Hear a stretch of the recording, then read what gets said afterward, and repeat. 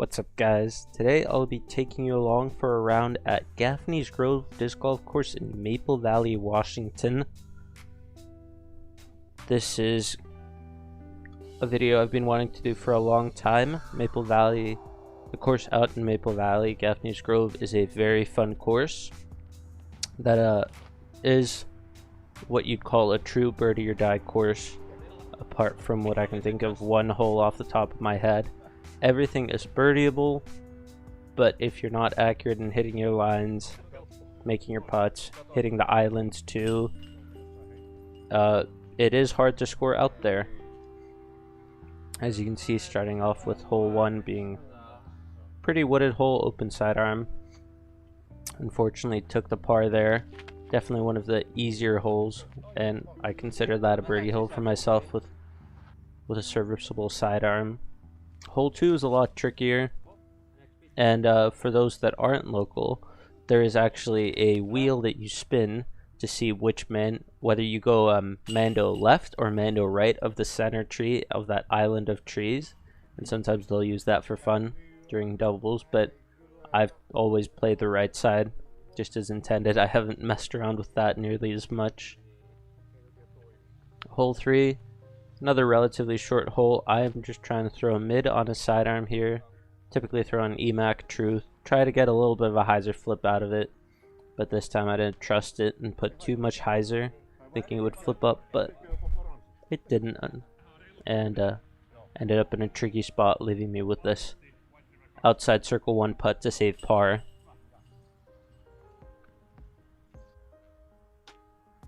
Hole 4, another very tricky hole.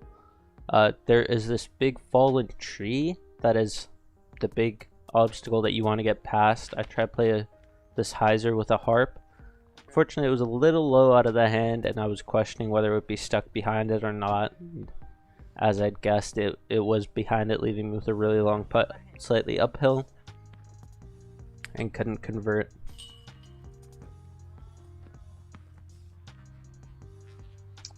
Hole 5. Hole 5 is 201 feet, 61 meters. Relatively straightforward hyzer, where you want to push long enough and then hyzer in late. I left it a little on the inside, challenging this island of trees, leaving me with this almost blind putt because of this bush in the way. Just tried throwing something up there just as a Hail Mary, seeing what would happen. This is what I would consider a slow start here at Gaffney's. You would like to grab at least a couple of birdies from those starting holes, as there's not too much danger if you hit your gaps. Hole 6, very fun, dead straight hole. Want to throw typically a putter, you'll throw it straight, touch of hyzer, have it glide over to the right. I ended up hitting a branch, but thankfully continued my forward progress and then converted that putt.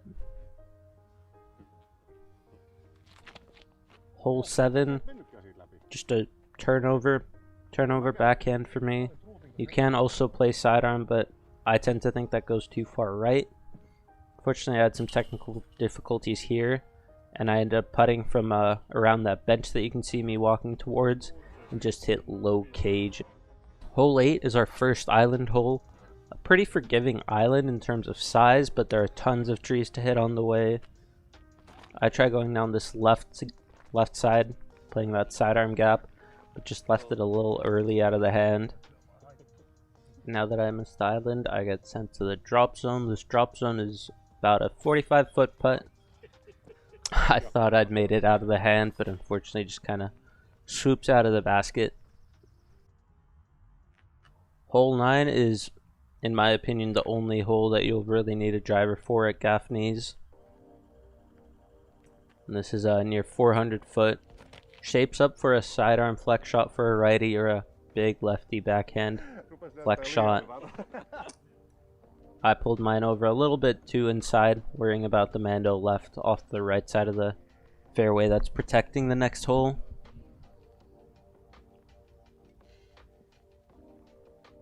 And leave myself with this for a par.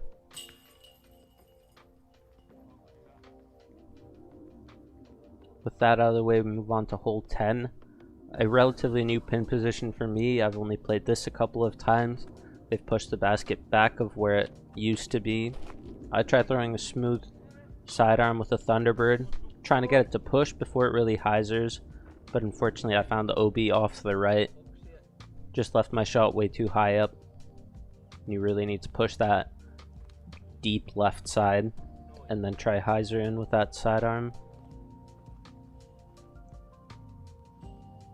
So there I take a bogey, which puts me at 1 over par, headed into hole 11. Hole 11 is one of the shorter holes and a very birdieable hole. You can throw a straight sidearm hyzer or a flex shot. Normally I try to opt for that flex shot, try to get a soft landing and give it a ace run. This had no anhyzer out of my hand and just found the woods off to the right side where I basically had no putt. Definitely feels like a missed hole to not get the birdie on that. Hole 12, I believe, is the shortest hole, coming in at 160 feet. Another island hole. Slight early release and hit the branches, leaving me short of the island, sending me to another drop zone. Similar putt as last time on the other island hole. Another 45 footer. This time a lot worse of an attempt. Taking another bogey. Hole 13 is a very interesting hole, slightly downhill, barely bending off to the left, and you would think it shapes up for a soft backhand hyzer, but for some reason I haven't gotten that to work, so I've always opted for this slight sidearm turnover. This time I went just by the basket, maybe a little high, and have a comebacker for birdie, which I do convert this time. Hole 14, another pretty unique hole.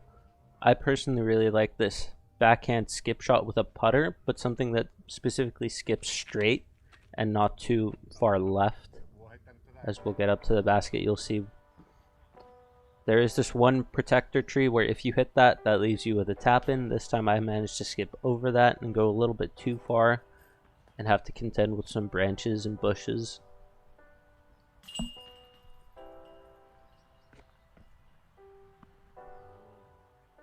Hole 15 is another really fun hole.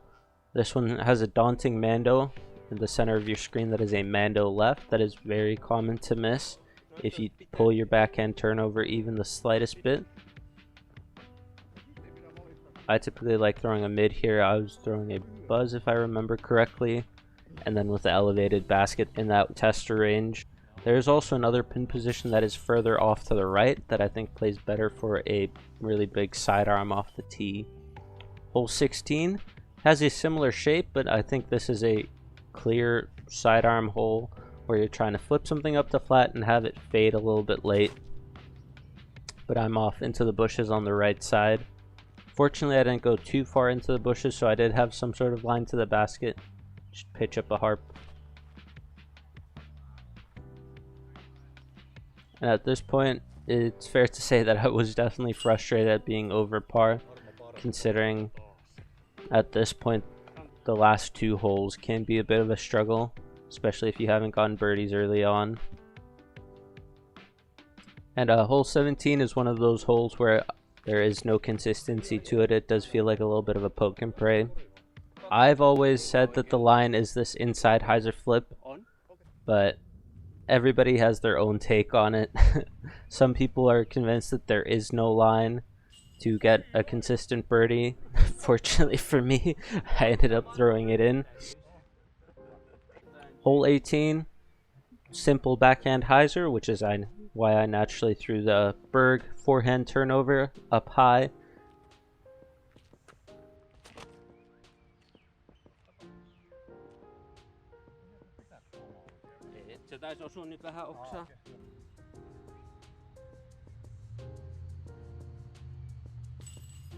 And then convert my putt, which actually brings me back to -1 birdieing the final two holes of the course, coming in at a 53.